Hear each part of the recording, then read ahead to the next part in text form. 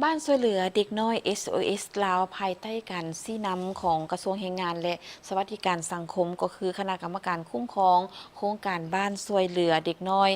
SOS ลาวได้จัดงานการกุศลเพื่อระดมทุนสำหรับการเลี้ยงดูเด็กน้อยด้วยโอกาสของโครงการบ้านช่วยเหลือเด็กน้อย SOS ลาว ให้เกียรติเข้าร่วมงานครั้งนี้มีทานป้านาง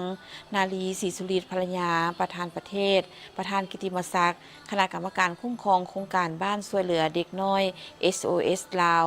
มีบรรดาการนำภาครัฐพร้อมในการตลอดฮอดผู้ประกอบการจากภาคเอกชนเข้าร่วมอย่างพร้อมเพรียงโอกาสนี้ท่านภูไซสัญญสอนรัฐมนตรีกระทรวงแรงงานและสวัสดิการสังคม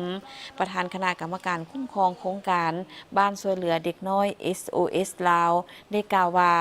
เด็กน้อยแม่นอนาคตและเป็นทรัพยากรที่ล้ำค่าที่สุดของประเทศชาติถ้าเด็กน้อยในมือนี้ได้รับการเบิ่งแยงที่ดีพวกเขาก็จะเติบใหญ่เป็นพลเมืองที่มีคุณภาพและเป็นกำลังหลักในการสร้างสาพัฒนาบ้านเมือง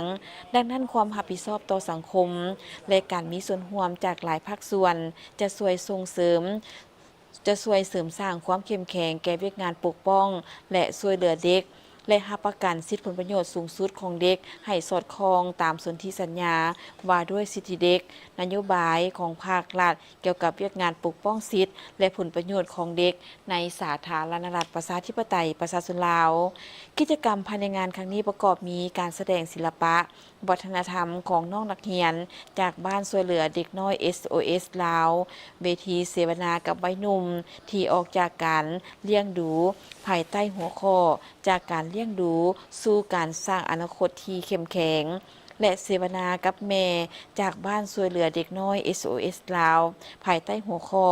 จากความหักสู่ชีวิตการดูแลเลี้ยงดูเอาใจใส่สู่อนาคตและกิจกรรมอื่นๆจุดประสงค์ของการจัดงานครั้งนี้แม่นเพื่อระดมทุนเขาในการเลี้ยงดูเด็กน้อยภายในโครงการ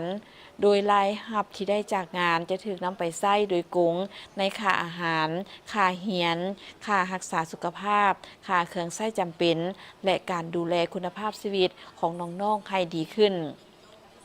ซึ่งการร่วมแรงร่วมใจจากทุกภาคส่วนในครั้งนี้ถือเป็นพลังสำคัญในการขับเคลื่อนเวียกงานการดูแลเด็กน้อยของโครงการบ้านช่วยเหลือเด็กน้อย SOS ลาวโครงการบ้านช่วยเหลือเด็กน้อย SOS ลาวได้ดำเนินงานในสาธารณรัฐประชาธิปไตยประชาชนลาวตั้งแต่ปี 1993 ปัจจุบันมีบ้านช่วยเหลือเด็กน้อย SOS 6 แห่งคือนครหลวงเวียงจันทน์หลวงพระบางเสียงขวางหัวพันซ้ำเหนือสวรรณเขตและนครปากเซ